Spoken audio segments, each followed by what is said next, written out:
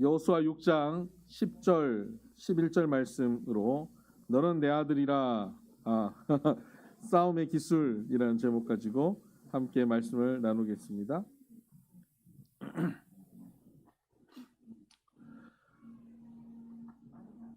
난리 났네요.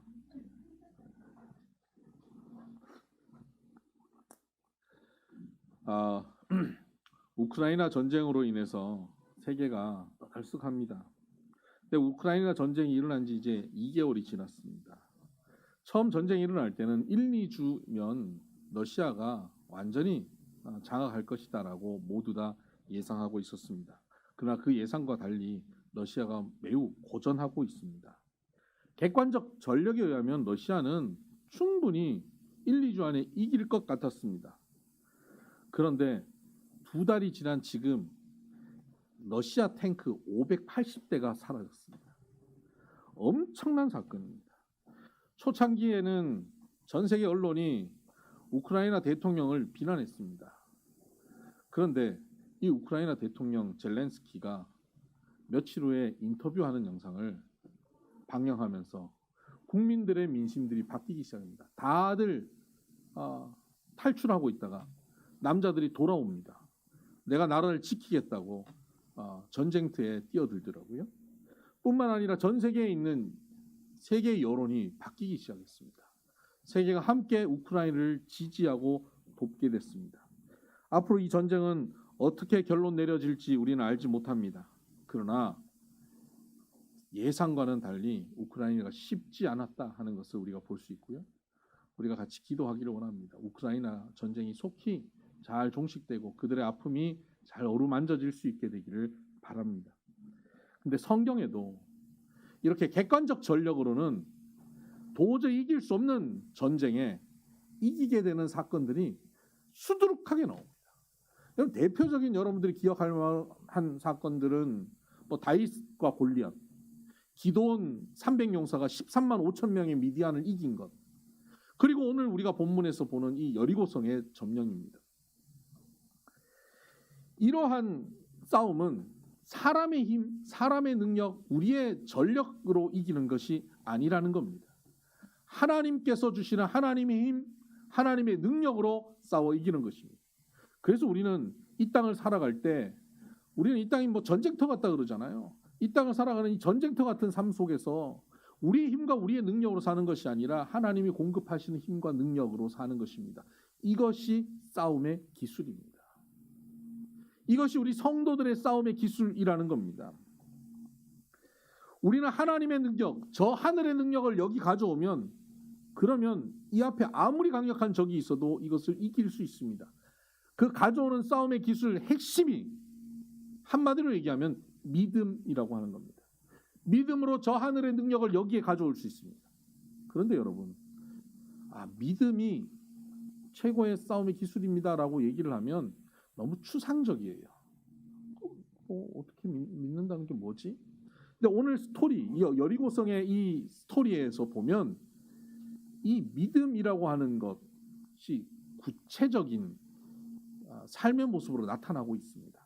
추상적인 믿음을 구체적인 현실에서 우리가 어떻게 하는 것이 믿음인지를 스토리가 보여주고 있다는 겁니다. 이 스토리를 통해서 오늘 우리가 전쟁 같은 삶을 살아가고 있다면 그곳에서 하늘의 능력, 하나님의 능력을 가지고 승리해야 될 터인데 믿음으로 승리하는 구체적인 방법이 무엇인지를 우리가 배우고 깨닫는 시간이 되기를 바랍니다. 첫 번째, 이들의 구체적인 싸움의 기술 자세는 좋은 정탐꾼을 보냈다는 것입니다.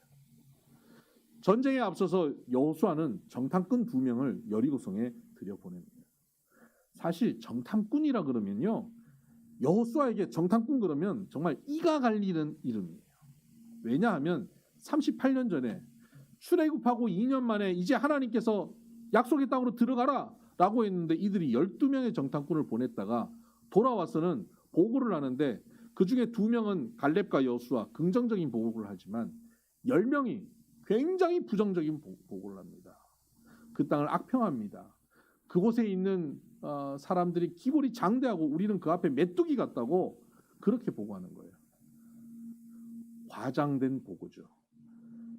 팩폭이라고 하는 건데 팩폭 사실 팩트를 그대로 전달하는 것이 아니라 팩트에 자기의 염려와 근심과 두려움과 불안함을 과장시켜서 보고한 거예요.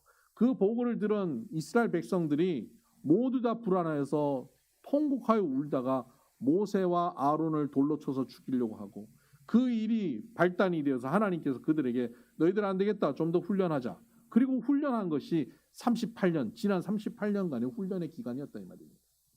그 기간 동안 기성세대들은 다 죽고 살아남은 기성세대는 2명입니다. 여호수아와 갈렙. 그 외에는 다 다음 세대들이 살아남은 겁니다. 이제 여리고성 앞에서 이제 전쟁을 치르는데 정탐꾼을 보내는 거예요. 정탐꾼 정말 이가 갈리는 이름인데 여호수아가 어떤 정탐꾼을 보냈을까요? 일단 12명을 보내지 않고 2명을 보냈다는 거에 이 여호수아가 마음가짐을 새롭게 했구나 하는 것을 알 수 있습니다. 정탐꾼을 보낼 때 누구를 보낼까요? 가서 그 여리고성의 전력이 얼마나 대단한지 객관적 전력을 정확하게 분석하고 파악하고 찾아낼 수 있는 그런 매의 눈을 가진 사람을 보냈을까요? 아니에요. 그들이 강력하다는 건 이미 압니다. 가나안 땅에서 가장 강력한 성이 여리고성이라는 건 소문들어 익히 아는 겁니다. 그러면 정탐꾼이 가서 봐야 하는 것은 그들이 얼마나 강력한가를 보는 게 아닙니다. 하나님의 관점으로 그 땅에 가서 그 땅을 보고 오라는 것입니다. 하나님의 관점으로 해석하고 올 줄 아는 사람, 그 사람이 정탐꾼입니다. 여호수아는 그런 정탐꾼을 보낸 겁니다. 여러분, 우리 앞에 문제가 있습니까? 전쟁 같은 문제가 생겼습니까? 도저히 풀 수 없는 문제가 있습니까? 그 문제 앞에 우리가 만나야 될 사람들은 어떤 사람이냐면 하나님의 관점으로 그 문제를 보고 해석해 줄 수 있는 사람입니다. 이 2명의 정탐꾼은 그 땅에 들어갔습니다. 들어가자마자 얼마나 철통 경계, 철통 보안을 하는 성인지 둘이 들어오자마자 그 큰 성에서 이상한 사람 2명 들어왔다고 그들을 군대가 쫓아다니기 시작합니다. 정보국에서 입수한 거예요. CIA에서 찾아낸 겁니다. 그리고 막 쫓아다니는 겁니다. 정확하게 그들이 어느 집까지 들어갔는지도 알아냅니다. 얼마나 철통 경계입니까? 그들의 군대 조직이 얼마나 철저합니까? 그리고 거기서 잡혀 죽을 뻔했습니다. 근데 라합이라고 하는 여인이 그들을 도와서 겨우 목숨을 부지하여 돌아옵니다. 그렇게 돌아왔으면 보고할 게 뭐겠습니까? 내용이. 와, 우리 죽다 살아났잖아요. 거기 정말 여리고성 대단하다 그랬지만 우리 눈으로 보니까 정말 대단합니다. 성이 큰 것, 강력한 것뿐만 아니라 그들이 얼마나 디테일하게 철통 보안 경계를 하는지 모릅니다. 쉽게 여길 대상이 아닙니다. 이런 보고를 하는 것이 일반적일 겁니다. 그런데 그들이 돌아와서 하는 보고가 이겁니다. 우리 들어가서 죽을 뻔했습니다. 철통 경계했습니다. 그런데 그들의 마음이, 그들의 간담이 이미 다 녹아버렸습니다. 우리 때문에. 우리 이스라엘 백성이 여호와 하나님과 함께 홍해를 건너고 이 광야를 지나고 많은 적들을 이기고 이 자리까지 왔다는 사실에 이들이 간담이 이미 녹아버렸습니다. 저들이 저렇게 철저하게 경계하고 보안을 하는 이유는 우리 때문에 겁먹어서 하는 겁니다. 그것을 오히려 그렇게 해석하는 거예요.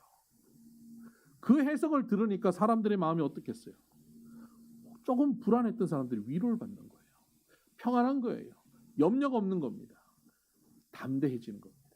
든든해지는 겁니다. 용기가 생기는 겁니다. 힘이 나는 겁니다.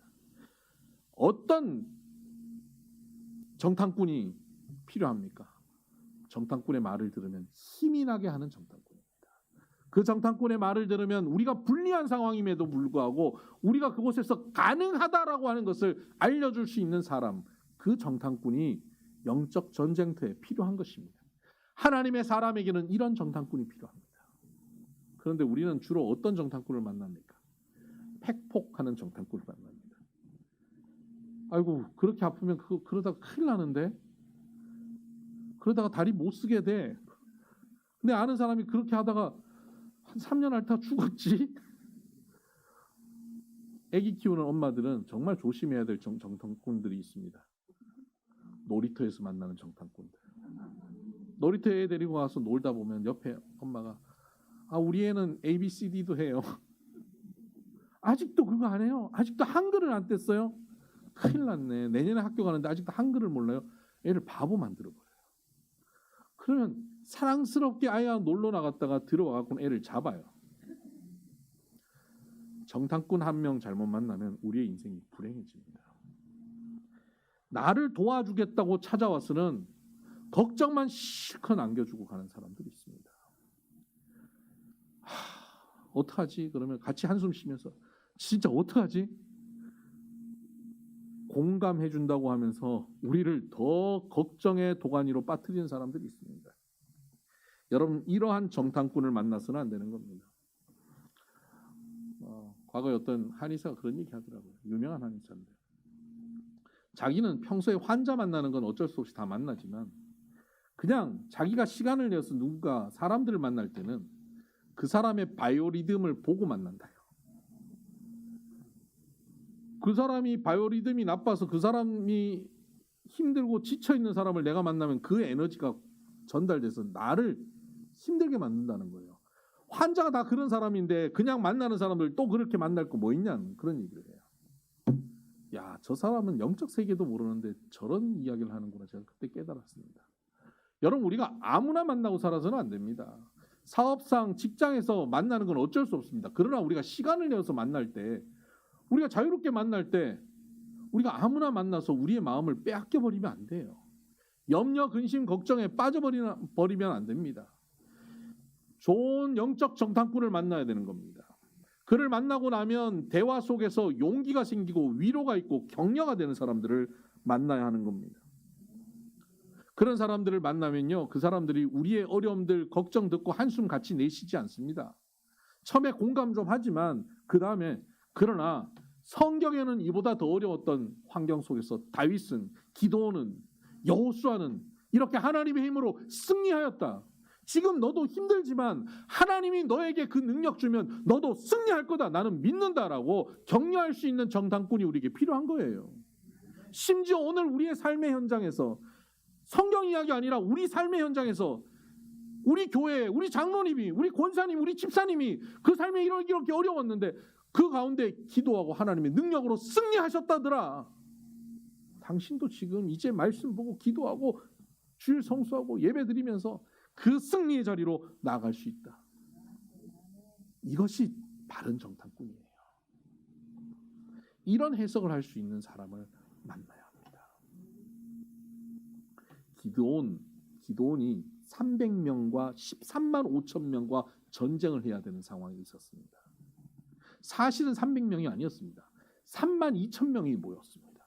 근데 하나님이 너무 많다 그러고 돌려보내라. 그랬더니 2만 2천 명이 갔어요. 10,000명 남았어요. 10,000명과 13만 5천 명, 13.5대 1의 전쟁 아닙니까? 이것도 게릴라전으로 하면 할만한가 생각을 하고 있는데 얘들도 많대요. 돌려보내라는 거예요. 물 먹는 자세를 보고 돌려보냈더니 9,700명이 돌아가고 300명이 남았어요. 황당하잖아요. 300명 대 13만 5천 명, 450대 1이에요. 이거 보통 전쟁이 아니죠. 이거는 이길 수가 없는 거예요.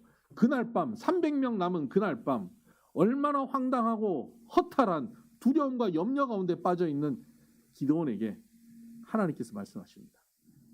지금이다. 가라. 아니 하나님, 어떻게 지금 가라고 합니까? 하나님께서 너 지금 확신이 없냐? 그러면 너 그 부하 중에 부라라고 하는 부하를 데리고 적진으로 내려가라. 적진에 둘이 내려간 거예요. 내려가서 적들이 이렇게 하는 얘기를 들어보는 겁니다. 어떤 적 둘이서 야, 나 어제 밤에 꿈을 꿨는데 참 희한해 하고 꿈 이야기를 하는 거예요. 뭔데? 기드온의 진에서 보리떡 한 덩이가 막 굴러오더니 우리 진영으로 와서 우리 텐트들을 다 넘어뜨리더라. 그랬더니 그 옆에 듣는 친구가 야, 그거 기도원이 우리 다 죽이는 거 아니야? 이렇게 얘기하는 거예요. 자기들끼리는 농담 삼아 얘기했을 수도 있습니다. 그걸 듣고는 기도원이 정탐꾼의 보고처럼 받아들인 거야. 아멘.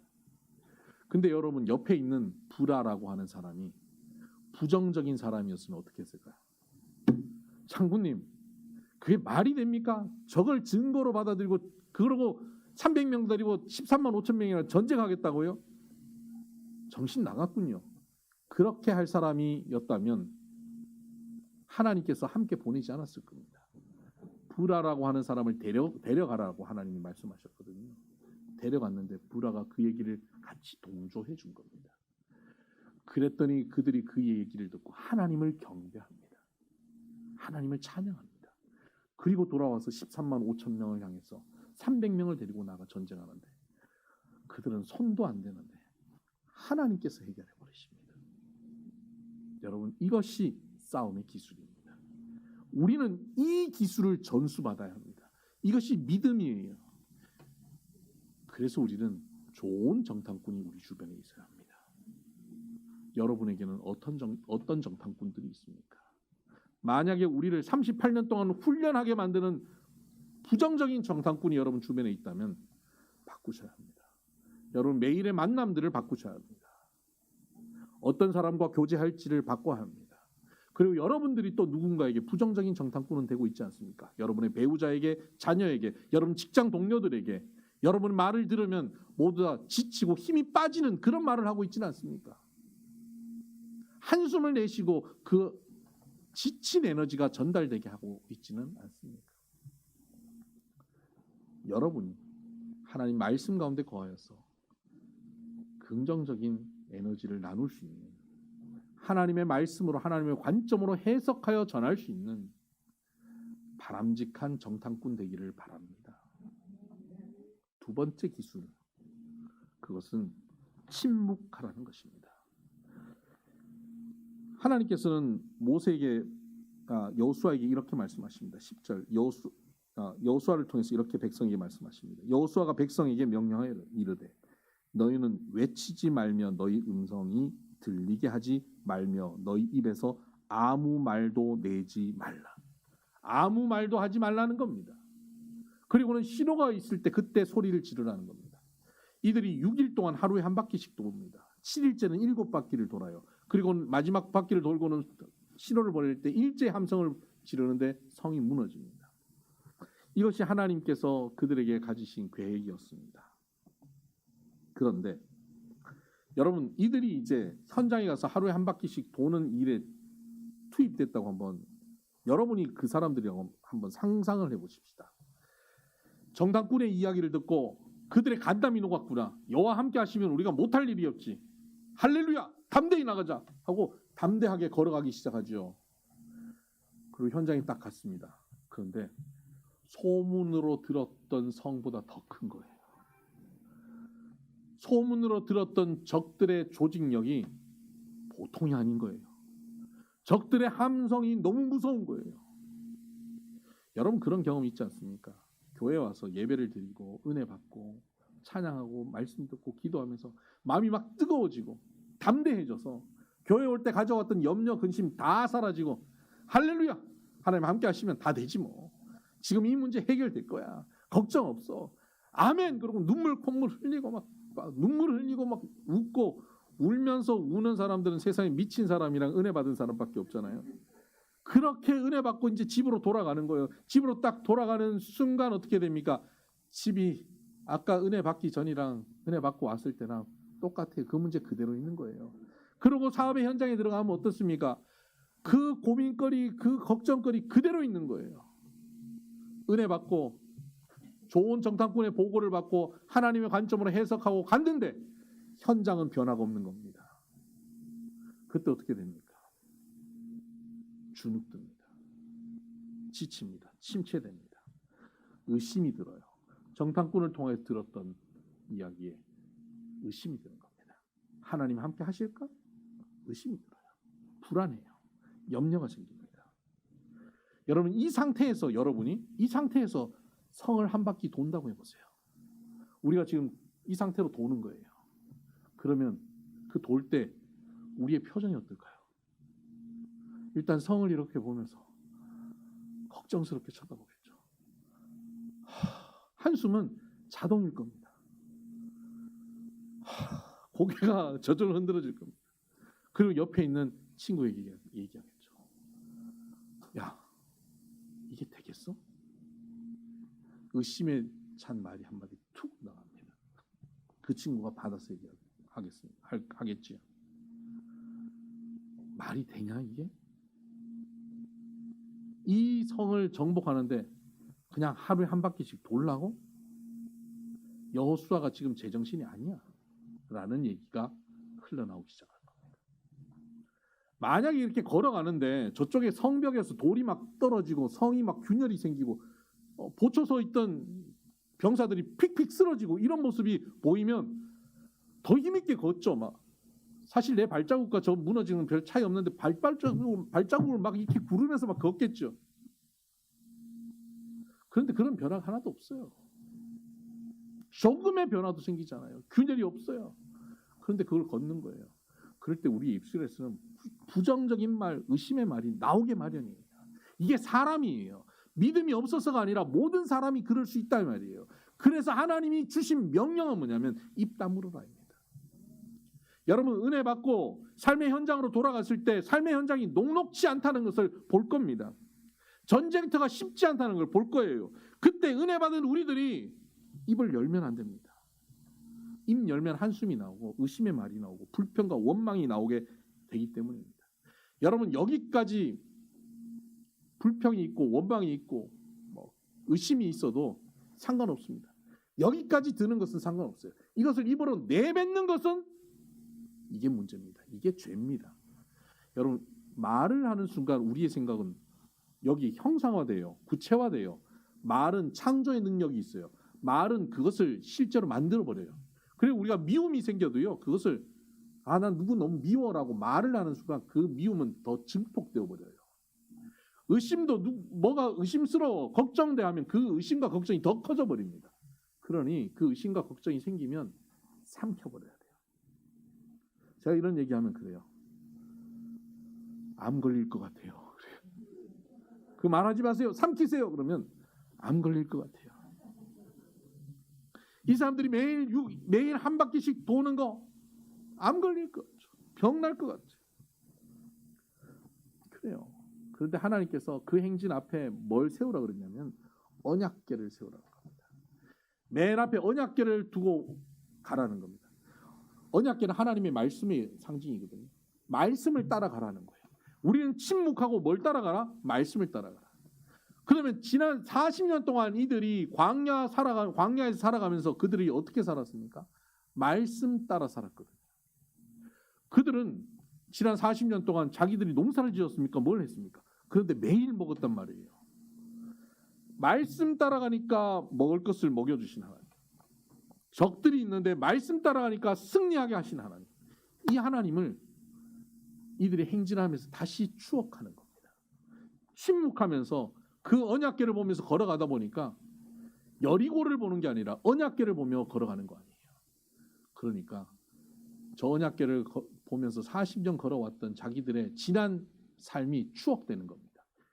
영적인 추억. 여러분이 살아오면서 지금까지 살아오면서 하나님이 여러분을 도우셔서 은혜 주셨던 그 감사한 사건들이 있잖아요. 그걸 자꾸 잊어버리는 경우들이 많아요. 그때 하나님 이렇게 해주셔서 너무 감사해요. 너무 기뻐요. 라고 감사해야 하던 그 사건을 잊어버리고 오늘 내 앞에 있는 여리고 같은 문제만 자꾸 이야기해요. 어떤 분이 기도 제목 저한테 부탁을 해요. 기도를 해드려요. 그러면 시간이 좀 지났는데 어떻게 됐나 궁금해서 집사님 어떻게 됐어요? 그러면 그 집사님이 목사님 그거는 뭐 어떻게 해결됐는데요. 이래요. 아니 기도 제목 얘기할 때는 이거 꼭 돼야 돼요. 목사님 기도해 주세요. 그래 놓고는 해결되니까 그거는 해결됐는데요. 그게 문제가 아니에요. 이게 문제예요. 이러는 사람들이 있어요. 많아요. 이 과거의 은혜를 감사하지 못하고 현재의 문제 여리고에만 집중하는 사람이에요. 이런 사람들이 바뀌려면 어떻게 하냐면 언약궤를 앞에 세워야 돼요. 말씀을 앞에 세워야 돼요. 그래서 여러분 아침마다 아침 묵상하면서 하루를 시작하는 게 뭐냐면 하나님의 언약궤를 앞에 세우고 시작하자는 거예요. 말씀 보고 시작하자는 거예요.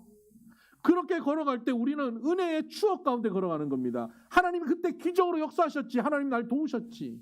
그러고 걷는 겁니다. 그렇게 걸어가요. 그렇게 걸어가는데 또 한 가지 앞에 있는 게 있습니다. 제사장이 나팔을 붑니다. 제사장은 뭐냐면 하나님과 우리 사이 중보자거든요. 연결, 우리의 소리를 하나님께 들려드리고 하나님의 소리를 우리에게 전하는 자입니다. 제사장의 나팔 소리예요. 오늘 우리 수영자매 나팔 이 색소폰 연주했잖아요. 이게 다른 악기와는 다르게 이 관악기는 특이해요. 다른 악기는 귀로 듣지만 관악기는 귀로도 듣고 코와 입으로도 받아들여야 되는 거예요. 왜냐하면 연주자의 호흡이 전달되는 거거든요. 연주자의 호흡이 전해지는 겁니다. 제사장의 호흡이 나팔 소리를 통해서 백성들에게 전해지는데 제사장은 누구의 소리를 전한다고요? 하나님의 소리를. 즉 호흡을 하나님의 호흡을 전하고 있는 겁니다. 귀로만 나팔 소리가 들리는 것이 아니라 하나님의 호흡이 백성들의 호흡으로 채워지는 겁니다. 아이가 막 불안해하고 염려하고 두려워하고 막 그리고 울어요. 막 숨이 가빠요. 이렇게 울어요. 그럼 엄마가 어떻게 해요? 안아줘요. 등에 업어요. 그러면 엄마의 숨소리에 애가 귀를 기울이면서 그 숨소리에 맞춰갑니다. 그러면 어떻게 됩니까? 잠들어요. 평안해져요. 여리고를 보며 불안해하고 두려워하는 사람들이 제사장 나팔 소리를 불면서 들으면서 그 나팔 소리로 호흡하면서 하나님의 호흡으로 하나님의 숨으로 채워지기 시작합니다. 하나님의 숨이 그들 가운데 들어옵니다. 하나님의 호흡으로 그들이 호흡합니다. 평안해집니다. 여유가 생깁니다. 자신감이 생깁니다. 하나님이 내 안에 함께 하신다는 것을 깨닫습니다. 예수님은 제자들 향해서 숨을 내쉬면서 말씀하셨습니다. 성령을 받아라. 하나님의 호흡으로 채워지는 사람은 성령으로 충만한 사람입니다. 성령으로 충만하여지는 것은 즉 하나님이 내 안에 가득하다는 겁니다. 그 사람은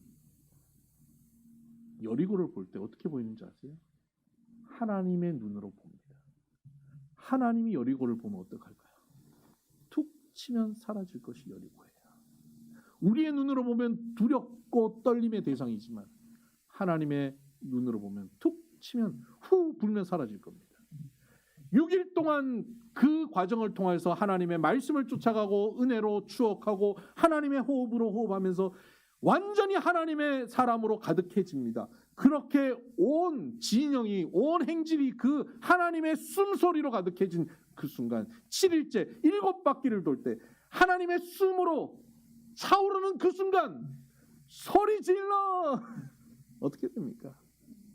그들의 소리 지름에 무엇이 나만 할 수 있겠습니까? 여호와의 호흡으로 소리 지를 때 모든 것이 무너지는 겁니다. 어떤 적들도 그 앞에 남아있을 수 없습니다. 여러분 우리 앞에 어떤 적이 있어도 여호와 하나님으로 호흡하며 숨쉬며 그 말씀 따라가서 우리의 외침 앞에 그 적들이 무너지는 승리의 삶 살기를 주의 이름으로 축복합니다. 기도하십시다.